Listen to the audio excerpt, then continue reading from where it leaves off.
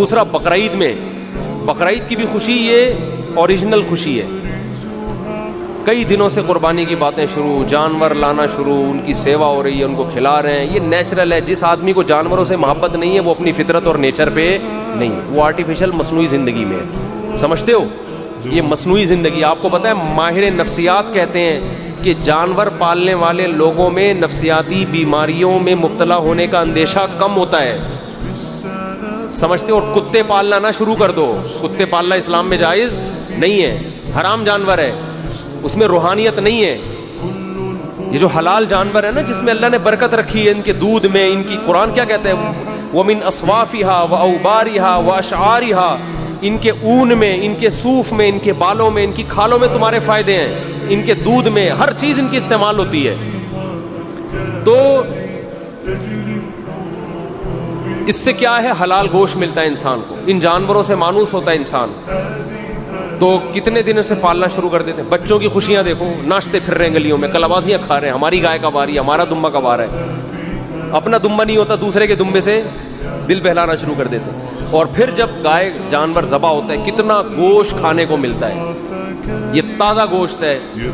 تو اس میں روحانی خوشی کیا کہ اللہ نے ہم سے ابراہیم علیہ السلام کی سنت کو زندہ کروا لیا، ہمیں ہر بال کے بدلے میں اللہ نے ایک نیکی دے دی. یہ کون سی خوشی ہے؟ روحانی خوشی. یہ بھی خوشی ہے، مسلمان اس میں بھی خوش ہوتا ہے، یار اللہ نے اتنا ثواب کا کام کروا لیا ہم سے.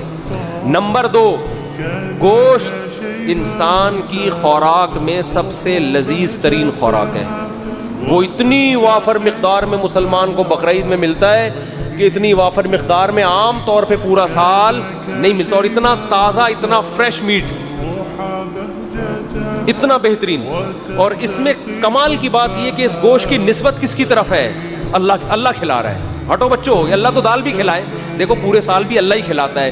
نسبت اپنی طرف نہیں کرتا کہ یہ میری طرف سے الگ سے دعوت ہے، یہ میری طرف سے الگ سے کیا ہے، ضیافت ہے. اس لیے کہ یہ تو اللہ نے رزق تو سب کو دینا ہے. لیکن بقرعید میں اللہ نے روزے رکھنے کو حرام کر دیا. کیوں حرام کر دیا؟ کہ میری ضیافت سے اعراض لازم نہ آئے.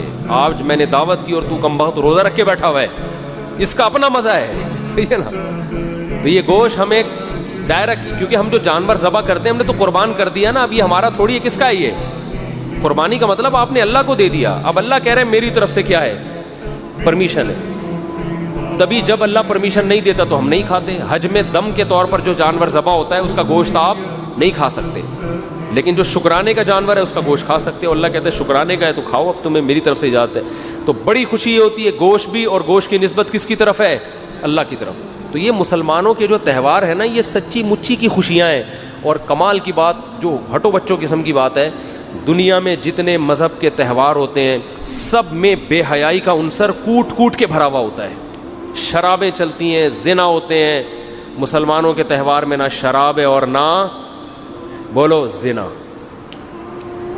بلکہ عبادت سے شروع ہوتے ہیں. عید صبح شروع ہوتی ہے کس سے؟ نماز سے. نماز سے شروع ہوتی ہے. پھر ایک سنت کو زندہ کیا جاتا ہے حضرت ابراہیم کی. تو سنت میں بے حیائی تو نہیں ہوگی نا، وہ تو دعائیں پڑھ کے ہوگی. قربانی کے ذبح کے وقت دعائیں پڑھی جاتی ہیں، الحمدللہ عیاشی نہیں کی جاتی. تو مذہب بھی ہے، لطف بھی ہے، روحانیت بھی ہے، اور کیا چاہیے بھائی آپ.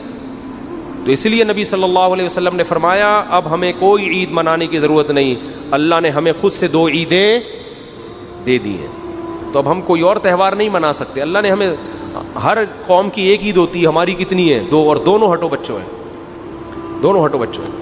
تو بچوں کو بھی جو ہے نا زیادہ ہٹو وٹو نہ کیا کرے. ہٹو بچوں جانور کے پاس جانے دیں ان کو. آپ نے تو زندگی خشکی میں گزار دی، نہ دمبا پالا، نہ بکرا پالا، نہ گائے پالی، پرسنالٹی میں ہی لگے رہے، 3 پیس سوٹ اور ٹائی میں مصنوعی زندگی گزار کے برباد کر دی اپنے آپ کو. بچوں کو تھوڑا سا انجوائے کرنے دو. سمجھتے ہو؟ اور بچے پیدا کرو گے تو انجوائے کریں گے. وہ ایک آدھ بچہ انجوائے نہیں کرتا، ایک آدھ بچے کو بچہ نہیں کہتے، اس کو تو ایک کہتے ہیں ایک اتفاق سے، ڈارون کے نظریے کے تحت ہو گیا. ٹھیک ہے نا؟ تو بچے تو گھر میں بھرے ہوئے ہوتے ہیں بہن بھائیوں کثرت سے، وہ خوش ہوتے ہیں، ایک دوسرے کو باتیں سناتے ہیں. وہ اس کا دمبا دیکھا، ہم تو بچپن میں اتنا انجوائے کرتے تھے اپنے کزنوں کے ساتھ، بہن بھائیوں کے ساتھ. اب ہے اس کا بچڑا دیکھا بالکل پخروٹ قسم کا بیل آیا ہے. تو بچے کیسا انجوائے کر رہے ہوتے ہیں. تو تو گھر میں بچے ہوں گے تو زندگی میں مزہ ہوگا. مصنوعی زندگی میں اللہ نے لطف نہیں رکھا. 3 پیس سوٹ ٹائی پہنے آفس جانے سے پہلے, گھر میں آ کے اس کو اتار دیں, ٹھیک ہے نا. ہر جگہ ہر چیز اچھی نہیں لگتی. تو جانور پالے, اس میں تواضع ہے, اس میں عاجزی ہے, اس میں انکساری ہے, اور ڈپریشن سے بھی آپ باہر نکلو. یہ تکبر انسان کی کھوپڑی کو خراب کرتا ہے, سمجھ رہے ہو؟ انسان کی کھوپڑی کو خراب کون سی چیز کرتی ہے؟ ہنسی مذاق والا آدمی ڈپریشن میں نہیں جاتا, اور جس کے میں تکبر ہوتا ہے وہ ہنسی مذاق, ایک تو چھچورا پن ہوتا ہے وہ غلط ہے, لیکن ایک طبیعت میں خوش مزاجی, جس کے تکبر ہوتا ہے وہ خوش مزاج نہیں ہوتا, وہ ہر وقت ناک پہ مکھی بٹھا کے رکھتا ہے.